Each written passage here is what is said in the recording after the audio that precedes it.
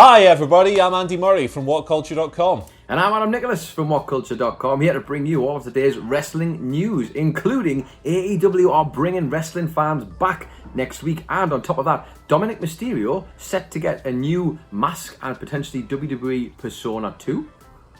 Already? On top of that, we're going to show you what the ThunderDome looks like with virtual fans. But first, we're going to talk about NXT's lead writer quitting WWE. This is the news. There you go. Good stuff. That's all right. Like a 4 out of 10 for the Adam Wilborn level of enthusiasm.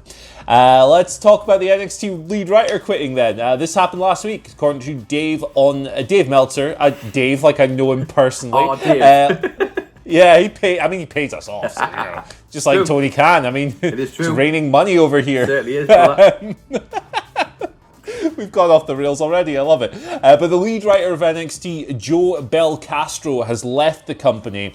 It's believed that he actually left last week, or he served his notice last week, and he has already departed from the promotion. So there's quite a big writer shake-up going on in NXT by the sounds of things at the moment, because the promotion is advertising for writers for the brand and has already brought a few in, I understand. WWE are also advertising for writers, writers' assistants, and a lead SmackDown writer at the moment. So big time creative shake-up going on across the board in WWE. So a little bit on Belcastro. He'd been with WWE since September 2013. He was initially used on the main roster, or what we traditionally... My washing line just fell down outside. That's very bad. What would traditionally be called the main roster. He was on there. But he'd been promoted to lead writer and producer for TV and network content by 2016. By February 2019, he was Vice President of Television Creative. Wow. So it's a pretty important guy in the WWE hierarchy. And overseeing NXT was a part of that. Triple H commented on Wednesday that NXT uses like a group committee when it comes to creative and writing. So it's not just one guy writing everything. It is like Raw and SmackDown, a bunch of different people chipping stuff in. But this fella, Mr. Joe, was the lead guy. Adam Nicholas. I mean, Mr. Joe was the lead guy, is the thing I want to take away from all this. I mean, that is as succinct as you could possibly put it. What I will say is, though, as someone who does like NXT, I feel like there's definitely been a noticeable drop in the standard, and I think the continued. It does get criticised for being formulaic, and I think that has started to creep in a lot more recently, which I don't know if that has anything to do with this. It feels a bit too coincidental for me, that. And I think that perhaps a shake-up's good, but if a shake-up involves someone like Road Dogg being the head of creative character development, or whatever the hell he is, it's a bad shake-up. Shake, rattle and roll somewhere else for me, please, I think. But yeah, it's obviously a big loss because he seems to have risen his way through the ranks, so he must be very good. It's a shame to lose someone so talented. Interesting to see who comes in to fill that void, though, Andy Murray. Absolutely. Can't wait for it to be, I don't know, Mo.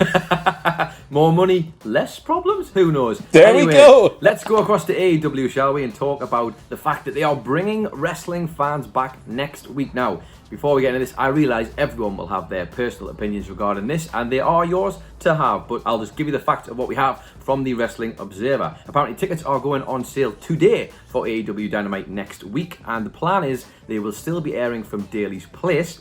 That's obviously in Jacksonville, Florida. But the idea will be, because I think it holds around 5,500 people in there, the idea is to hold a 10% capacity of that crowd, which obviously means there'll be there will be 550 people in there maximum. But the idea is, if that is a success, then they are potentially looking to increase that to 15%, which would see them have about 825 fans in there. Very good at maths, mate.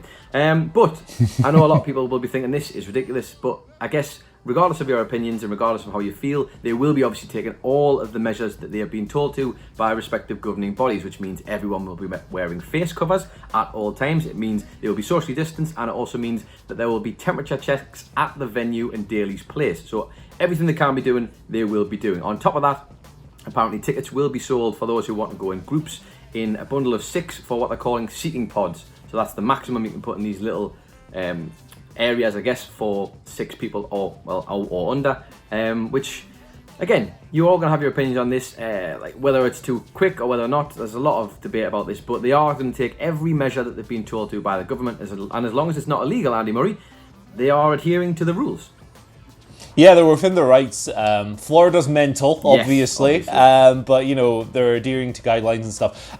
My stance on this is the same it always has been. There's no great way of doing this. There's no 100% safe or perfect or whatever way of doing this. But I received a really good tweet the other week, and it kind of changed my perspective on it a little bit. I'm terribly sorry, I can't remember your username, but it was just along the lines of, look, this is the new reality, and we've kind of got to find better ways to live in this world without, just destroying everything and staying in the murk forever. So, we've got to start moving forward. We've got to start finding ways to adapt to this situation. This is a part of that, and if it doesn't work, they'll shut it down.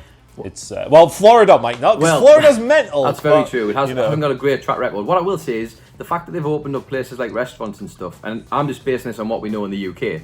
If people are happy to do that in a socially distanced environment and everybody plays by the rules, then despite the fact initially feeling maybe this was too soon, I would argue probably then there's not a huge difference as long as they can get people in and out safely, which I think is where the real issue would be with 550 people in an arena. But that's something you hope they can sort out. I guess we'll find out in due course. Exactly. And speaking of arenas, by the way, I like Florida. I've been there literally about 10 times. I'm not ripping on the state. I have family there. It's a lovely place, but it's mental. Get them, get them, find them and get them. ThunderDome. Right, so yesterday there was a big kind of rehearsal for what's happening on Friday when ThunderDome comes in. They invited select people there, WWE did. They beamed the fans in for this state-of-the-art viewing experience, and look at the state of this! I'm joking, of course. I'm going to reserve proper judgment until we see this thing in motion, but the images look kind of crazy. So these images are from Bleacher Report. They tweeted them out last night. There's a bunch of other people who were there as well, but Bleacher, I think, got the best shots here. The fans are very bright, and there's a lot of them. Now, the people who were invited to participate in this got to see a bunch of different matches with Caden Carter, Casey Catanzaro, Jake Atlas, Ridge Holland. A few bits and pieces here and there. I believe a producer did a ring entrance to Sheamus's entrance theme in a lucha mask, which is weird. But look, the reaction to this has been kind of overwhelmingly negative, but I want to see it in flow before I totally unleash on this thing. It looks kind of crazy, Phil. I would agree. I think, it's the internet, isn't it? So, of course, everyone's going to have wild reactions to these things, as we've seen with many different occasions. Remember the 24/7 title? Everyone went mad about that, and then they loved it. So, yes, it does look weird, though, doesn't it? I guess it's because the way they've positioned it is that they're all right in front of behind the action, but looking at us as we watch the show. So it's quite intense. It feels strange. And as you say, very bright indeed. My brain cannot get away from this wild thought that at some point Vince McMahon will be there just on all of the screens as one big head. Big brother Vince is watching you. Terrifying thoughts. But yes, hey, they've got to try something, and it might well work. It might well add to the atmosphere. You never know. Fingers crossed. Fingers crossed. Anyway, let's stick with WWE, shall we? And talk about Dominik Mysterio, who is, of course, having his first WWE matchup this weekend against Seth Rollins at SummerSlam in a wild match where I'm sure there's going to be plenty of shenanigans, to say the least. But he has been talking with ESPN, Michael Onceover. I want to call him Once Over, but I think it's One's Over. Apologies, Michael. But either way, he and his father Ray were talking to ESPN regarding everything to do with Dominik and potentially his career in WWE and where he sees his future. He discussed the fact that potentially in the future they would like to see him wrestle maybe as Prince Mysterio, obviously in a nod to his father Ray, King Mysterio as that translates to, and he's had gear designed apparently for that, but that will not be appearing at SummerSlam, they said, if ever, in fact, because this all sounds like an idea they have, but again, you've got to get it over the line with Vince McMahon and all these creative adventures of theirs.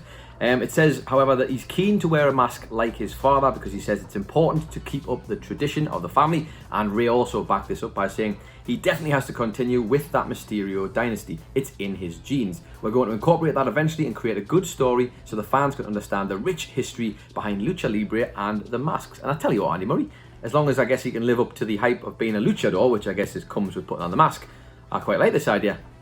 Yeah, I think it's a cool idea. I think it's a really cool idea. Keep the lineage going. uphold the lucha traditions and so forth. Yeah, I think it's a really cool idea.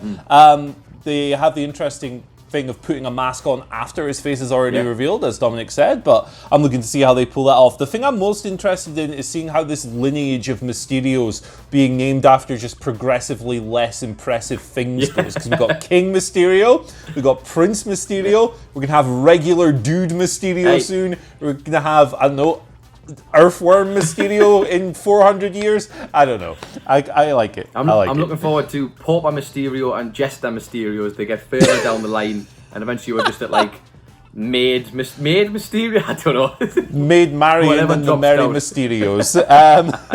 Let's head to our Twitter questions for the day. First one comes from Matt Ryan. Happy birthday again for earlier this week. Happy birthday, Matt. Asks, happy birthday, Matthew. Asks, we've seen over the years many great wrestling attires at SummerSlam, like Seth Rollins in 2015. Who has had some of the best ring gear over the years? Ooh. Man, I kind of messed this up because I was like, I'll just name someone who has cool gear. But then I was like, oh no, he's specifically talking about SummerSlam. So I've got to do the cop-out answer, unfortunately, and go Seth in 2015. Oh, he's done it. He's only done it. I'm sorry, when he was Trinidad James, baby. It was tremendous. It was, some really good stuff. But to prepare my original answer for this question was Pentagon Jr. because I'm scared of him. There we go. That seems pretty fair, to be honest. I mean, there's so many when it comes to attires. We did prep technically thinking this was going to be all attires across the board, but SummerSlam specifically, I mean, I think I'll say this one because I feel like Michael Hamflett will bollock me if I don't. But I feel like Bret Hart always had a little something in his locker, didn't he? And him coming up with the idea that it might be a tiny change, but ultimately it would be a subtle payoff that you'd feel later on, whether it was a change in his character or changing the narrative that he was trying to put across in the match. So I will go with Bret Hitman Hart for this one. And for an honourable mention, why not go for Alexa Bliss's Buzz Lightyear last year? That was a choice. Of all the people I thought you could pull out your hat there, that wasn't going to be a fair play. Yeah. I just really love Toy Story, so fair play. Next question comes from Mark Solid, who asks, morning guys, what do you think about Retribution being a bunch of NXT stars destroying the main roster before it destroys them? Very meta. They've attacked Raw and SmackDown, but not NXT. Thoughts on who do you think the ringleader is? I think that's a good angle. I think, you run the risk of straying into Russo territory a little bit when you get that meta and go, hey, you're going to ruin us, fourth wall stuff.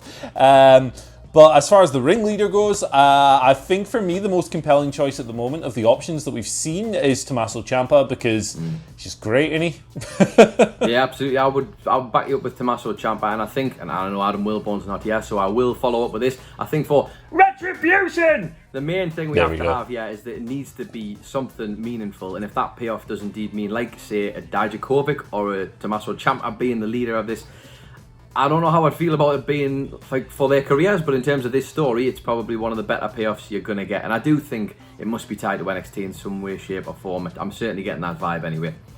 Yeah, 100%, man. It feels like it's trending in that direction with all the rumored names and so forth. Let's see what happens. I think they're going to destroy the ThunderDome. Imagine that, setting it all up just to rip it back down. One show, baby. That's how long. Final question today comes from, terribly sorry for pronouncing your name wrong, Swapnil Tujale, please correct me, who asks, how do you guys feel about a punt-off between Randy Orton, Pat McAfee, and Gene Snitsky? Well... punting babies and all of that. The classic, all-timer. I think it's a great idea, but because Gene Snitsky is the only man cold enough to punt a baby, he wins. I would like to see them do a punt each. So 3 different punts, those 3 guys, but all in their own arenas. So all 3 of them have to punt Adam Cole, all 3 of them have to punt Ric Flair, and all 3 of them have to punt a baby? Through a rugby goal, and then or an American football thing. We will rate who is the best. I have a feeling Pat McAfee might win that, but that's just a guess, of course. Yeah, absolutely.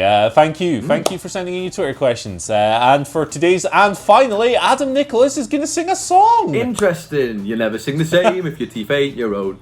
There you go. Right from rock and roll at that one. There we go. Put him on the spot there, and he pulled it off. What a tremendous renaissance man of exceptional caliber.